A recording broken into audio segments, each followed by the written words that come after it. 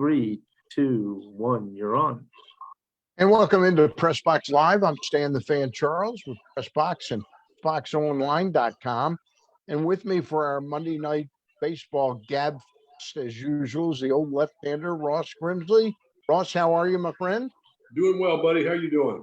I'm doing great, And this lovely and talented young lady who is our guest again is Dr. Meredith Wills, and we're going to talk to her about baseballs and some interesting data that has come out.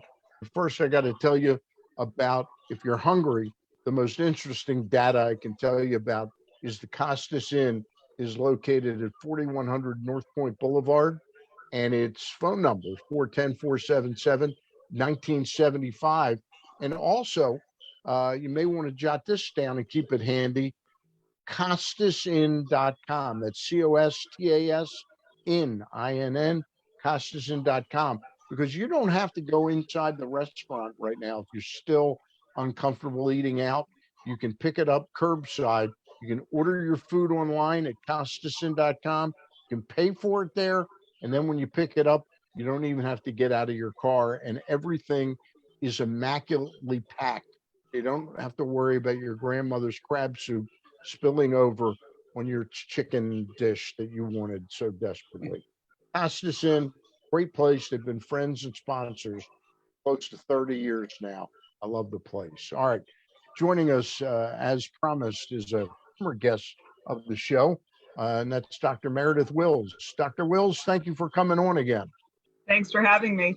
All right. Now, I just admitted to Ross, I'm a little behind the time here. This has started at the winter baseball meetings. Some evidence has come out that baseball and Major League Baseball isn't too thrilled about that it came out, but that apparently there are three different kinds of baseballs. Can you clue me in? Ross already knows, but I'd like to be caught up to speed so I can ask intelligent questions. Well, let's see. This is the sixth baseball study if you include the postseason, 2019 postseason. So I'm getting really sick of doing these every year.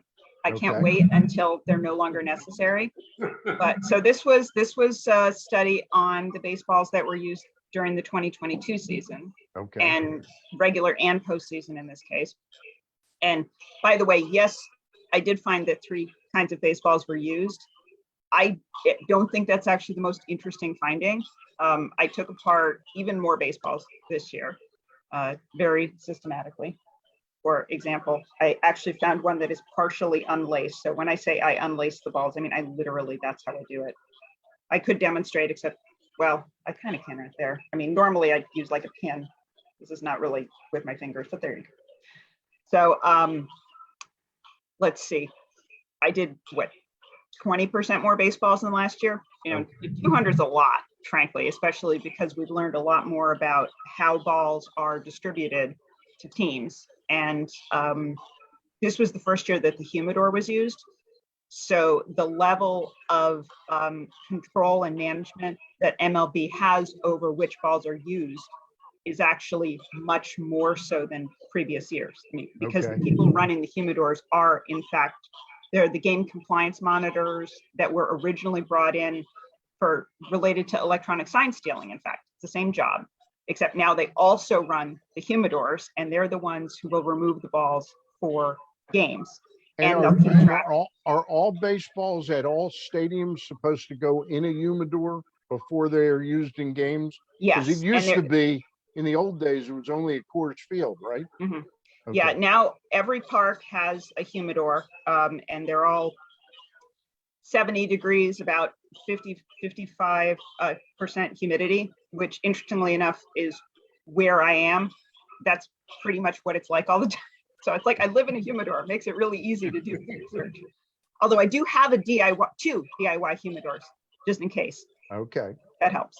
But so because every park has a humidor, and I don't know, I guess I can see that MLB would want to monitor it themselves, you know, because you don't want teams, you know, pulling different balls or mixing them up somehow. But that does mean that they had much more control over which balls are being used in which games. They didn't Okay. even, like when balls were being rubbed up, mudded for each game, Right. they actually made it so any ball had to be used the day that it was rubbed up. Okay. And so if it wasn't used in a game that day, it ended up as batting practice, say. Really? So a lot more game balls in batting practice. That's amazing. Yeah, they That's a got pretty very co- rigorous about it. That's a pretty costly thing because you rub up a certain number of baseballs and you might have 40 or 50 baseballs left over, I guess I could see that. I also could see potentially like what happens if you start to run out because you're going into, maybe the ghost runner helps mitigate that. But I like 18 inning games. I'm weird. So the thing is that we ended up with a situation where MLB really did know which balls were being used all the time. They were even getting, they'd even get reports. And they've been doing this for a few years now. Like they even told us in 2019, in the off season, they were going to start having people report back exactly which balls were being used. But now they're also putting the balls in the humidor that they know are going to be used in order, frankly. So what I ended up finding was that there were a lot of balls that were left over from 2021 that were used, which makes sense. And, I think they actually, they might've even told teams that before the season, but because of 2020, we're very likely, until something else happens, we're going to have leftovers at the beginning of a season. They've always done that, haven't they? No, it only started in 2021 because before then production would go from, essentially it goes from July to the following, or July or August to the following July or August. And I never found baseballs. I haven't found baseballs from before 2021 that were from the previous season that were actually used in games. You'd see that in practice. I can imagine if they have boxes of leftover balls, MLB could have moved those into retail stores or something like that. It might even just be that they've been used for batting practice, as opposed to games. And they pass it down to the minor leagues too. There is that as well. Yeah, absolutely. There's a lot of places those can go, but now they've had enough left over where we now have precedent, I guess. So seeing that there were leftover 2021s, and frankly, I did find, in very specific case actually, that they had used these live balls that were made from 2021. I'll get to that in a second. But what more importantly, I found that partway through the season, they started making a completely different kind of ball. So not the dead one, not this live one that were juiced. Live is better because frankly, it's just what the ball was before they started making a dead ball in 2020. So people call it juiced, like anything before 2020 was technically juiced. And kind of off in the 90s. Has your research shown that the other ball is actually juiced and more lively? It's more lively, yeah. It's you notice I have my little demo here. Yep.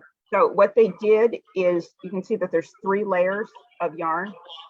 There's this inner one, which is by far the biggest, is gray, the thickest yarn. Then there's a layer that's like white yarn, which is a middle size, and then there's a thin layer of thin gray yarn on the outside. Okay. So the way that they deaden the ball, like this is, in fact, honestly, this is like old. This is a Bud Selig ball. Okay. However, on the inside, this is actually the same as what we're now calling the juice ball. Okay.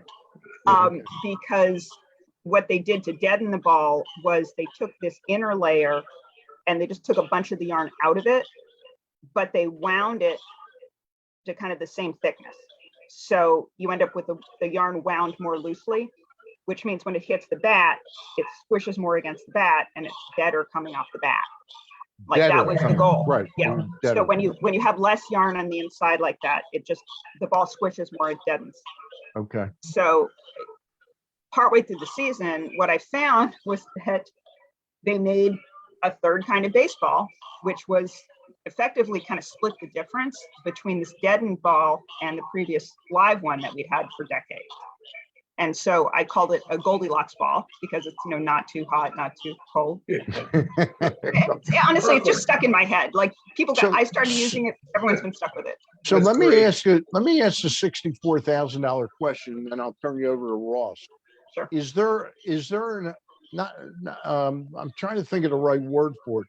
Is your supposition is that there are 3 different kinds of baseballs, but is there a further guesswork on your part as to why there are, and if there's this mentality of wanting to either juice a ball or that they're playing with the game? I mean, that's, I guess, As far as intent, yeah, that's not like, talk to someone who's not a scientist. However, I do have data, you do which have is data. in my case even better. Okay. So those Goldilocks balls that I mentioned, All right. we only saw them in really specific circumstances. And I guess I should point out the caveat. This does not mean I found every single baseball being used, but it does mean that of the balls I found, which frankly were a lot, if you look at my previous studies, this is a lot of baseballs. Plus, there's good reason for why 200 baseballs, frankly, covers more than enough for the league. We found those baseballs in what you might call showcase situations. So home run derby, all-star game, postseason, World Series, balls that actually have World Series stamps, balls that had, sort of boring Major League Baseball stamps, but were used in the postseason. And almost all of those were Goldilocks.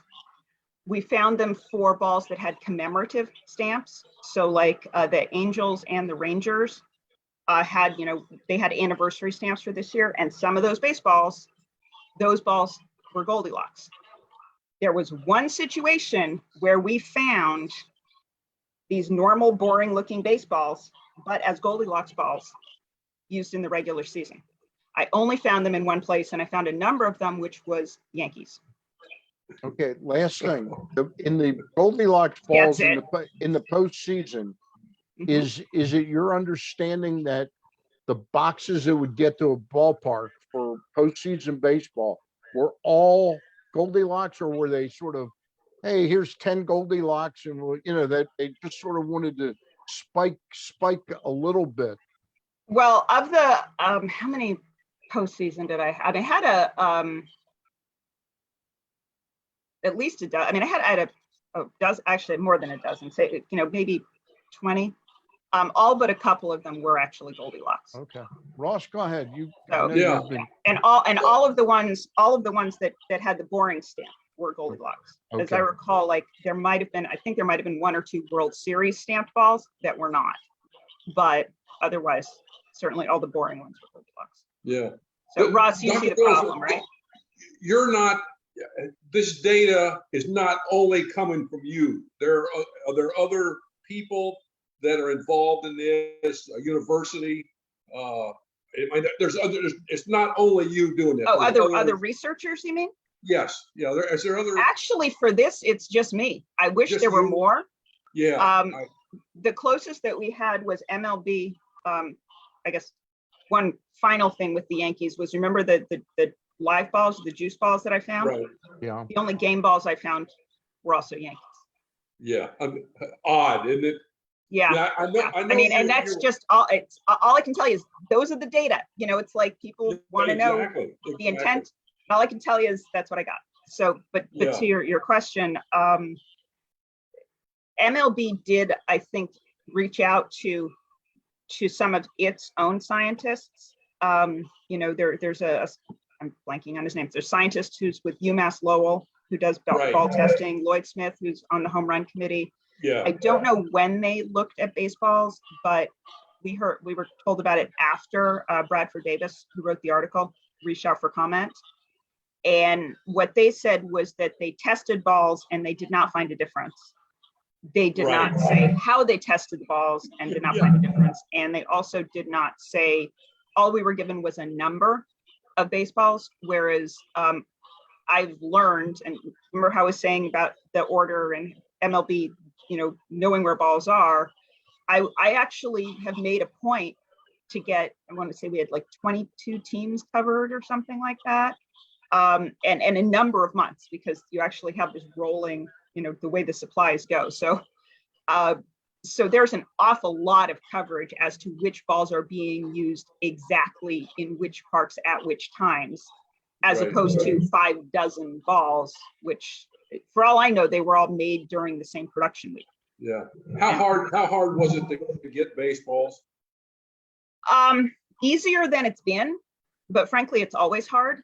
Yeah, right. And this season, it's actually gonna be interesting going forward, because in 2019, actually, in fact, for the 2019 postseason, it was where it really came out. But before 2020, there really was kind of an unofficial, I don't know. There was sort of an understanding that people from within baseball providing baseballs, I mean, to, for this sort of thing, let us say, was actively discouraged, to the point of I had sources who were going to send me baseballs who no longer felt comfortable and then chose not to. This season, it was actually kind of concerning because, and this is in the article, Stan, if you Okay. look, he went on the record, which is wonderful of him, that he actually is willing to. So Austin Slater with the Giants, great guy. And right at the beginning, he we were put in touch with him, and he had this whole plan set up of like him sending us baseballs and being able to get this kind of rolling thing so we would know what the Giants were using.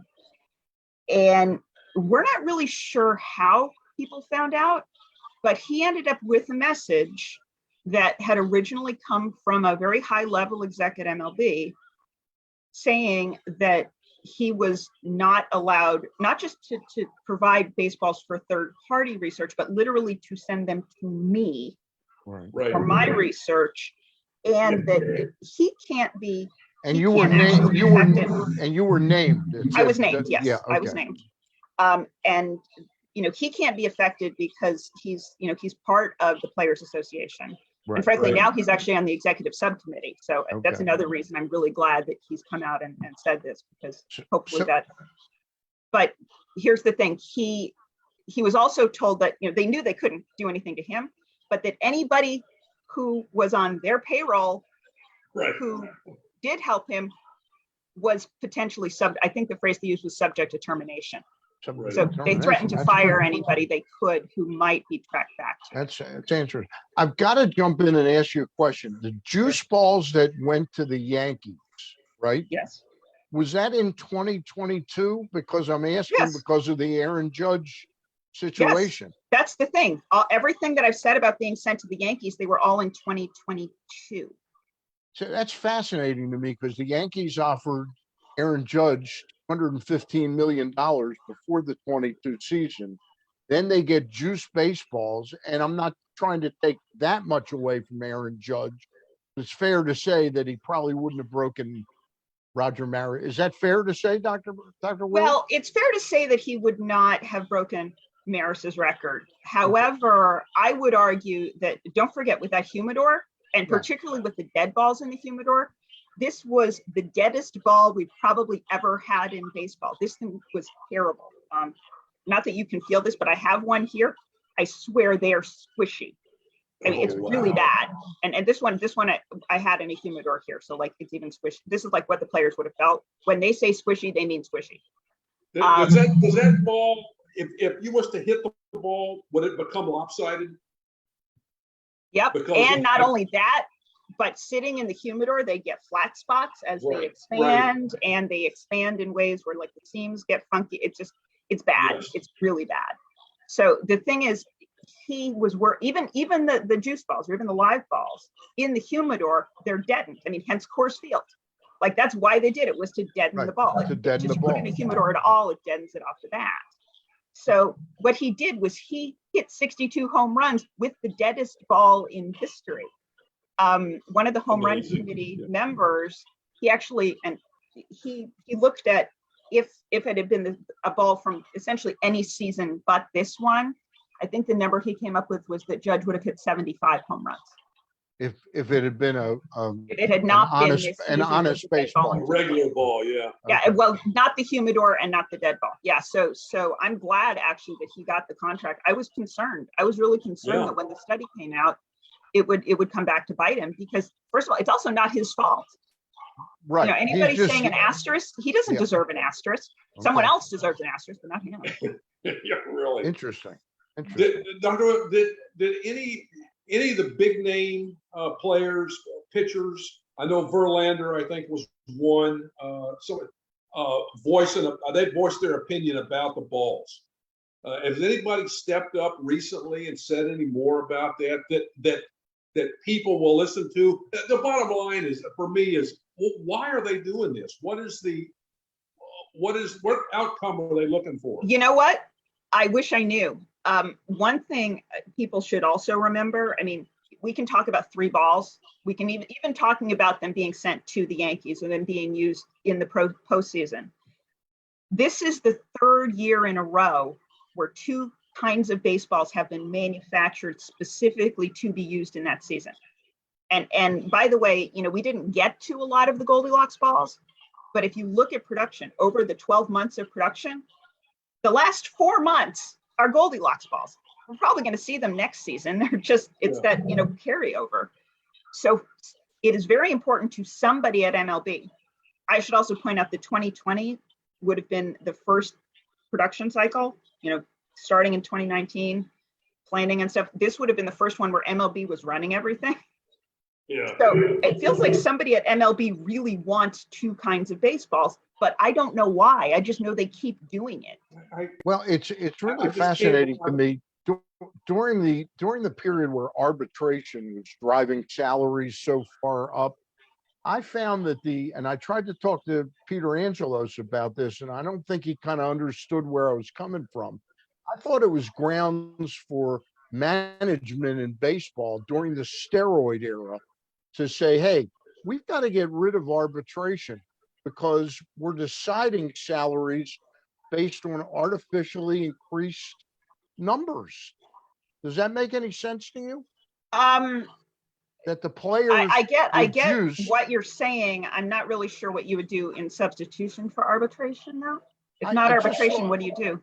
I just thought the fact that so many players were juicing, it took away the players' rights to have an arbitration system where you're judging people solely on numbers competitively with another player. Well, Is it the fair? thing is though, that's Is it fair for a guy who doesn't juice, who hits 18 home runs, he takes this amount of money, and then Johnny over here is juicing and hits 31 and he gets the big contract? there's a huge rabbit hole we can Yeah. go down. Do you really want to do it? Really. I mean, Well, maybe there's it's No, not I was going to tonight. say, because there's not that I've many got guys. everything from Yeah. how many players would have been juicing to the fact that the ball at the time very Was likely did have an effect. Example. But Okay. like I said, that's almost an entire separate show. All right. That is an entire separate thing, Yeah. because if baseball was in cahoots with juicing baseball and pumping up- Actually, they wouldn't have been in cahoots with juicing the baseball, but they were in cahoots with juicing the players. Right. So what's so fascinating about this right now is baseball now is doing things totally away from the baseball to try and inject more offense into the game with the going away from shifts, which I agree with, bases bigger, which should make stolen bases be more, the fact the pitcher can't throw over more than 2 times. There seems like they're artificially trying to inject more offense into the game. Offense and screw the pitcher. Yeah. Actually, I have a friend who has referred to any time there is an unwritten rule, and if you think about it, even for the kinds of rule changes that we've had, they all seem to be designed to make sure that the pitcher is does not get embarrassed. And if you think about it, the not swinging on when there's like on a 3-0, if you've got, some kind of Right. enough of a lead, and, Right. not pimping your home run. It's always seems to be like to save the pitcher's feelings. And this kind of feels like that. to the rule changes you're discussing, I am not convinced that changing the shift is going to do much, because 3 true outcomes is still 3 true outcomes, and you're still going to get, like, it's not going to change strikeouts, for instance. What's going to change strikeouts is finding a way for guys to not throw 102 miles an hour. That, frankly, I think is more a problem than anything. Or I'm not sure bigger bases is going to make a huge difference either. I don't really see it. Maybe it will, but I'm not sure it's going to make, the not throwing over baseball, but that's going to be its own kind of strategy thing. Baseball is saying that the bigger baseballs are for safety, but they are bigger, and the fact is that they're closer. They haven't tested that though. Like, I guess that's what bothers me with a lot of the changes. Right. Well, I mean, they've tested some of this. The pitch clock actually does have value, although it's already, you do realize it's been in the rules forever, right? Yeah. There is I can't believe the in pitchers the don't rules. work fast anyway. It benefits them to work quick. I mean, it's always been a thing for pitchers to work faster. Well, it's the problem with the pitch clock. It's never been about the players, because or the pitchers. It's been in the rules for a really long time. I want to say it's a 12-second one. Yeah. The thing is, it's that the umpires have never enforced it. So if you think about it, the pitch clock isn't for the pitchers, it's for the umpires to actually enforce a rule that they haven't ever enforced. Do you have any supposition as to what kind of baseball we will see in 2023, or you don't have any data or empirical evidence? But I can only speculate. I mean, I think the main thing that we're going to see is going to be that you're going to get more running game because of pitchers either balking or getting to that third throw over. Right. And that's actually something where if you talk to players, that they see that as something that will be gamed really, really fast and really easily, to the point of I'm not confident we're going to like the outcome, I guess, because whoever's on the business end of it is going to think the other team is cheating somehow or gaming. I mean, think about it. That's kind of how it's going to come off. Like, if they're stealing on your pitcher. One thing I do think that'll be interesting is that I do think we're suddenly going to see catchers. I think pitch framing is, that's kind of that's the go-to now for quality catcher. You mean cheating? No, pitch framing. I know. I call it cheating. The most overrated thing. I call it cheating. One of the most overrated things in baseball. Well, I agree. There's a lot more, and frankly, I hate the automated ball strike zone, even for challenges. I think it's ludicrous. However, I'm expecting it to come in eventually, at which point framing will be the most useless. Ever. Exactly. That's a skill that would be useless. What the throw over thing is going to change is it is suddenly going to put a lot more value on being able to throw out a guy stealing base would in a way that is not focused on now. Meredith, would we agree that the shifts are prejudicial to left-handed hitters because not anymore?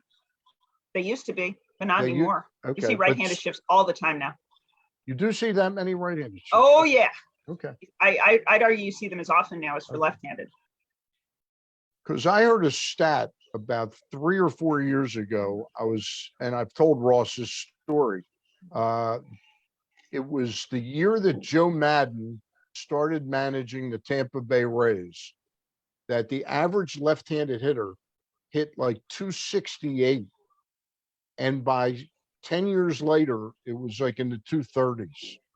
That I never checked it out like you would have, like as a doctor would.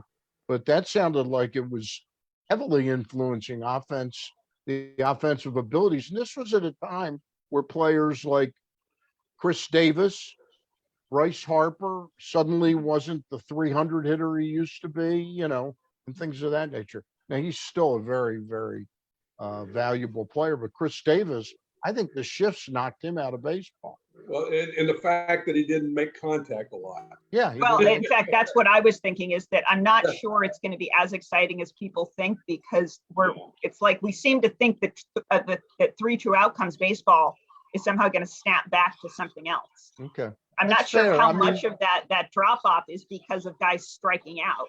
Yeah. You know? Well, I think a lot of it has to do with the fact that in the heyday that we'd like to call the heyday when Ross was pitching, a starting pitcher lasted 6, 7 innings. Now it's almost like 4, and then you get 6 relievers, Oh, yeah. and I mean, they're all throwing 99 to 102, like you said. well, and I the kind of baseball I want to see, frankly, is where you have guys going that long, because can you tell I'm a catcher defense geek? I want another skill that totally gets overlooked is game management. Oh, yeah. Strikeouts are boring. You know what's the it's not. I'll riff on the Bull Durham quote. Strikeouts are boring. Besides that, they're fascist. You know, Yeah. ground balls is more democratic. But no, They're if you not think a- about they're it, not pitch a fit- counts they're are not higher with pitch- strikeouts. They're not Game efficient. management is terrible with strikeouts. Yeah, they're not efficient for the pitcher. Bingo. Strikeouts. Yeah. So You and I could debate this forever, and we'd love to have you back on again around the time spring training starts. Ross, we didn't let you get a word in edgewise. Yeah, we got to get. No, you in there. well, he was trying to, Stan wanted to find out what was going on. I knew that I'd read it and I'd heard it. And What are your thoughts on this? I'm curious. Do What are I? your thoughts, Ross? What are your thoughts? About what's I'm been just going on. totally amazed that I don't know what I'm trying to figure out what the benefit is for doing it, and I don't see it, and that's the reason I ask you what is the why are they doing this? What is because And obviously, who is the puppet master up top here yeah, going? but strikeouts, baseball balls, and home runs, there's 3 outcomes, and the people, and if they're trying to enhance that more, the people don't like it. It's obvious they're bored. The ball goes into play anywhere from 4 to 7 minutes. You're sitting around waiting for the thing to happen, something to happen. But I don't know why they're trying to mess this game up, because it wasn't broken in the first place. They found a way to devalue players when they want to. They devalued the starting pitcher, where you don't pitch very 4 or 5 innings, and wins don't mean anything anymore. So I don't get it. I don't know what they're trying to do. And I thought there were more people in the major league front office that were baseball savvy to what was going on. And now I just don't. I'm not a big fan of the commissioner, obvious reasons. Yeah. He looks at you, Meredith, and thinks, well, she don't know what she's talking about. Well, yeah, right, okay. I will admit I like the rebuttals that I was getting. When you read the They were scandal. asinine. They were asinine. Come on. He just said I was wrong Yeah, right. a lot. That was the word. A lot. Okay. Yeah. A lot. Yeah. I don't So know. And that's fine. It would be nice if he showed me why I was wrong. Right. Yeah. Showed you some But data. he has no data. He has no data to I know. debate it, so Yeah. you can't do it. Yep. It would be sensational to really inject one of these people with truth serum that's on the high up Major League Baseball and find out what the purpose is. We're 3 people that are fairly intelligent. I'd put myself at the bottom of the food chain amongst us 3. We will But- too. Don't worry. Yeah, Yeah. very You good. said it all. I'm like Ross. I'm baffled by Really. what the purpose of all this is. And no one will tell us because they're afraid of losing their jobs, Yeah. Right. because no one can talk. You get Major League Baseball telling a player that he can't do anything, send stuff or this, that, and the other through the Players Association. They won't even tell him themselves. So It sounds like Elon Musk is running baseball. Don't go there. Oh man. Yeah. Commissioner of The baseball, last thing we Elon need is Musk. for him to spend however many $1 billion buying another corporate entity. Yeah. Hey, we really appreciate your coming on tonight. We didn't solve the problems of the world tonight, but we made you a semi-regular on the show. Love to get you back once we can get some more data on baseball. All Well, right. and I obviously there will be a study next year, because until we kind of figure out what's going on, and until someday I will have only one baseball, and then I can take the next year off, right? One Yeah, quick perfect. question. One last question. Does every baseball have some type of serial number on it Mhm. that Major League Baseball has? Yep. You know, Naturally, I don't have one at hand, but no, on the inside, there's actually a batch code. It's a 7-letter designation. that's if There's you an cut the, article. is that if you cut the baseball in half? No, it's if you take the cover off. If you take the cover off? Okay. So I should have grabbed one. If you, there's an article in Sports Illustrated from 2020 that Stephanie Apstein wrote. And that actually has a really good description of the batch codes on the inside, because you actually can get them down to the week of production All that right. they were made. And the codes, in fact, go back to, I want to say 95 with this particular version.